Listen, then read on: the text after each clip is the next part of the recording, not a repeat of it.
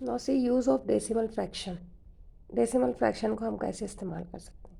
इस तरह से आपने देखा होगा कभी लिखा होता है ₹24.50। इसका क्या मतलब है? 24.50 इसका मतलब है 24 रुपीज़ एंड 50 पैसे, है ना। पॉइंट से पहले हमेशा बड़ी यूनिट होती है और पॉइंट के बाद हमेशा छोटी यूनिट होती है। अब हम देखेंगे कि ये इस तरह कैसे लिखा जाता है ना। ये टेबल को हमें देखना है। हमें पता है 100 पैसे का 1 रुपया होता है ना। 100 पैसे इज इक्वल टू 1 रुपी, है ना। 200 पैसे 2 रुपी, 300 पैसे 3 रुपी, 400 पैसे 4 रुपी। तो पैसे को रुपये में बदलने के लिए हमें क्या करना होगा, उसे 100 से तकसीम करना होगा ना। 200 पैसे का 2 रुपी कैसे बनेगा? 200 को 100 से जब हम डिवाइड करेंगे तो आंसर आएगा 2। 300 पैसे का 3 रुपये कैसे बनेगा? 300 को जब हम 100 से डिवाइड करेंगे तो आंसर आएगा 3। अब 100 अबव रहेगा तो हमें मुकम्मल अदद मिलेगा, है ना। यानी 100 से ज़्यादा पैसा रहेगा तो हमें मुकम्मल अदद में जवाब मिलेगा। लेकिन अगर 1 पैसा है तो अब ये तो हमें पता है कि पैसे को रुपये में बदलने के लिए हम क्या करेंगे, उसे 100 से डिवाइड करेंगे। तो 1 पैसा यानी 1/100 रुपी, बराबर है ना। एक को 100 से तकसीम करेंगे। आप बोलेंगे आप 100 से कैसे तकसीम होगा? तो भाई ये तकसीम तो नहीं होगा, मतलब ये डेसिमल फ्रैक्शन है, इसे हमें डेसिमल फॉर्म में लिखते आता है। ठीक है, 1/100 मीन्स 0.01 रुपी, है ना। 0.01 रुपी, है ना, यानी 1 पैसा। 50 पैसे, ये भी 100 के ऊपर नहीं है कि हम उसे आसानी से तकसीम करके जवाब दे दें। तो 50 पैसे को रुपये में बदलने के लिए हम क्या करेंगे, 50 को 100 से डिवाइड करेंगे, है ना। 50/100 मीन्स इसको भी हम डेसिमल फ्रैक्शन में किस तरह लिखेंगे, 0.50। तो ये बात आपको याद रखना है कि रुपये और पैसे में पॉइंट से पहले रुपया और पॉइंट के बाद पैसा, है ना। अब यहाँ पर 50 पैसा, अब ये रुपया बना ही नहीं है, 100 के ऊपर होगा तो 1 रुपया बनेगा ना। तो यहाँ पर रुपया 0 है तो 0 पॉइंट। अब 50 पैसे तो यहाँ पर 50 लिख देंगे। अब यहाँ 1 पैसा है, सिर्फ 1 पैसा, तो रुपया तो कुछ है नहीं, तो पॉइंट से पहले 0, 0 पॉइंट, है ना।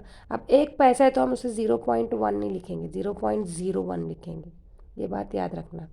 अगर आप 0.1 लिखेंगे ना तो वो 10 पैसा समझा जाएगा।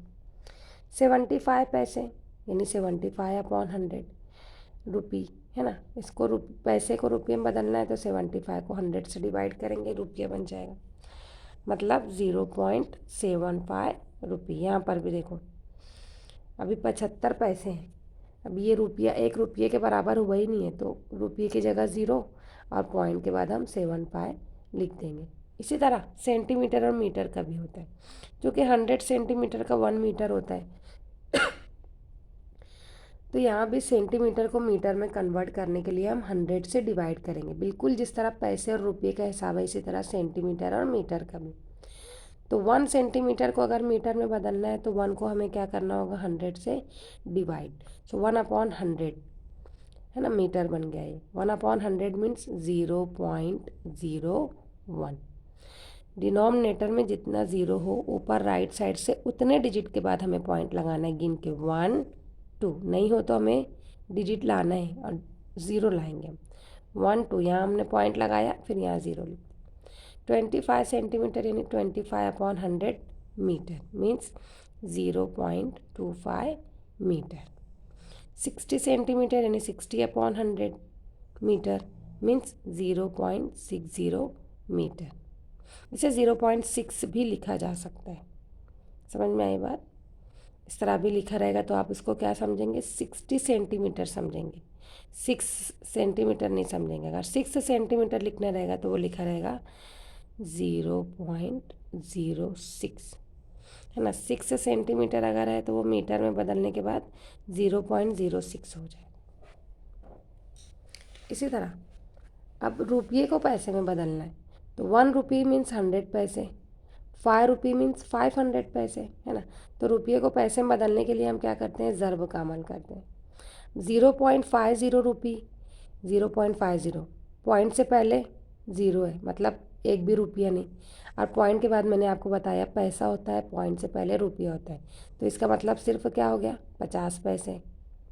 0.07 रुपी, है ना। ये सब ज़ीरो है, पॉइंट से पहले मतलब रुपया कुछ भी नहीं, पॉइंट के बाद जो है वो पैसा है, तो 7, 07 यानी 7 पैसे, डायरेक्ट आप लिख सकते।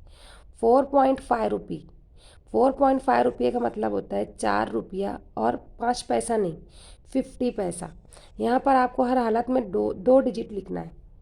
अगर सिर्फ पॉइंट के बाद एक डिजिट दिया है तो आप यहाँ पर इसको 2 डिजिट समझेंगे। 5 0, 0 5 नहीं, 5 से 5 पैसा नहीं समझना है, ये 50 पैसे के बराबर होता है।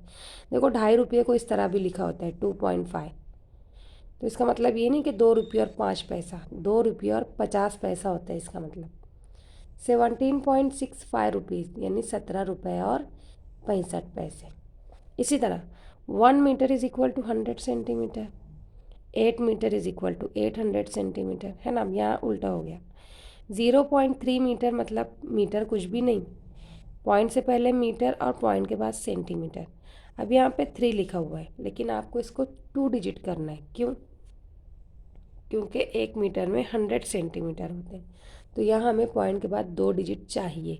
अगर नहीं है तो आपको 0 लगा के उसको 2 डिजिट बनाना है।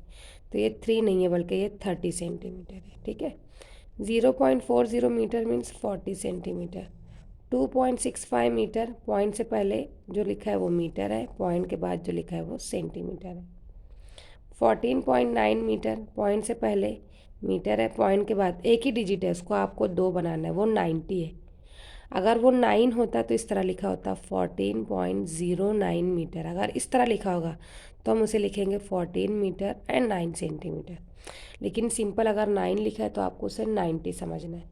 समझ में आ गई बात?